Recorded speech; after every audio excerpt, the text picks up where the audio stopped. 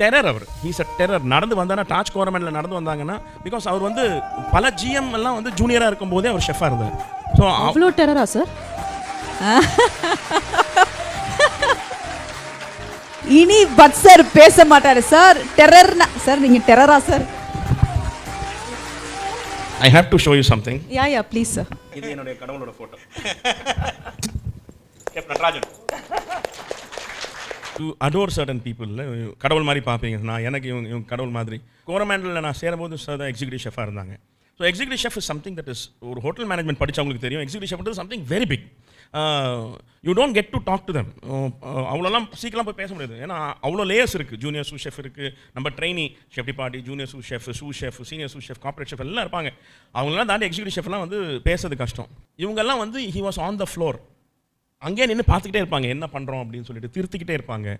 ஒரு மிஸ்டேக் ஆச்சுன்னா கூட they will take it so seriously. கெஸ்ட்டுக்கு இந்த சாப்பாடு நீ எப்படி அமிச்ச அப்படின்னு நம்ம. ஸோ அந்த ஸ்டேஜில் ஒரு க்ரோயிங் ஸ்டேஜில் அந்த மாதிரி குருமார்கள் கிடைக்கிறது வந்து ரொம்ப பெரிய புண்ணியம்.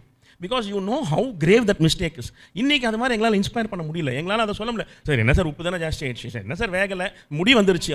அப்போல்லாம் முடி வந்து லாக் புக்கில் எழுதணும்னா ரத்தம் வரும் கண்ணில். நாளைக்கு காத்தால ஒரு படிப்பார் லாக் புக்கில், இன்றைக்கி இந்த கெஸ்ட் வந்தாங்க, இன்றைக்கி முடி வந்துருச்சு அப்படின்னு. அதை லாக் புக்கில் எழுதும்போது நாங்கள் ஒரு 5 year பிளான் மாதிரி போடுவோம். இந்த வேர்டு போட்டால் ஒரு கோவம் வரும், இந்த word there was a hair, immediately we remove it, the guest is happy, no problem. அது மாதிரி ஏதாவது ஒன்று எழுதி வச்சிடலாம் அப்படின்னு. பிகாஸ் இவர் மார்னிங் மீட்டிங் போகும்போது ஜிஎம் கிட்ட அந்த லாக் புக்கை ஜிஎம் படிச்சிருப்பார். அவர் டிபார்ட்மெண்ட் அந்த மிஸ்டேக் ஆயிருக்கு. So he will be answering on behalf of us. எங்கள் தப்புக்கு அவர் பதில் சொல்லிட்டு இருப்பார். அந்த மார்னிங் மீட்டிங் முடிஞ்சு வரும்போது எங்கள் கிச்சனை தாண்டி போயிட்டாருன்னா அன்னைக்கு நாங்கள் ஏதோ பெரிய புண்ணியம் பண்ணியிருக்கோம்னு அர்த்தம். ஏதாவது மிஸ்டேக் ஆயிருந்ததுன்னா கம் டு மை ஆஃபீஸ் அப்படின்ட்டு போயிடுவார், காலி. So I can never forget. So what happens is when we do it 100 வாட்டி வில் பி கேர்ஃபுல். அந்த லெத்தார்ஜியே இருக்காது, அந்த சீரியஸ்னஸ். அது போகும்போது ஒருத்தர் 1000 ரூபா செலவு பண்ணி சாப்பிட்றாங்க, இது டாச் கோரமேண்டல் 5 star ஹோட்டல், இங்கே வராங்க அப்படின்னு சொன்னால் இப்படி தான் இருக்கணும் அப்படின்றத இன்ஸ்டில் பண்ணது வந்து ஷெஃப் நடராஜன். ஸோ நான் சேரும்போது, ஒரு ட்ரெயினியாக சேரும்போது இவர் இருந்தது வந்து நான் அவ்வளோ பெரிய பாக்கியம் எனக்கு. ஒரு சிம்பிள் பர்சன், ஆர்டினரியாக இருந்து சரி ஏதோ ஒன்று பண்ணுங்க அப்படின்ற மாதிரி இருந்தால் நானும் அதான் இருப்பேன். So I became what I am today because of him. So how is it to you to see him today like this? Really proud. வேறு என்ன சொல்ல முடியும் என்னால். really proud. அதாவது என்னுடைய ஒர்க் ஸ்டைல், அதாவது நீங்கள் ஒர்க் பண்ணும்போது உங்களுக்கு தெரியாது என்ன ஸ்டைல் நீங்கள் ஃபாலோ பண்ணுறீங்க அப்படின்ட்டு. I am a very simple man, come from very ordinary family. But அது என்னமோ தெரியல, அந்த யூனிஃபார்மை போட்ட உடனே உங்களுக்கு you get that military uniform போட்டிங்கன்னா அப்படி இருக்கும்.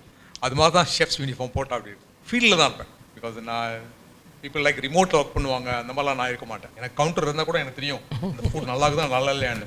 ஐ use to throw the thing out and so the people know this man not really angry but based on the work. So people be always on the toes. அந்த மாதிரி கற்றுக்கிட்டது தான் some people are still have that like but மாதிரி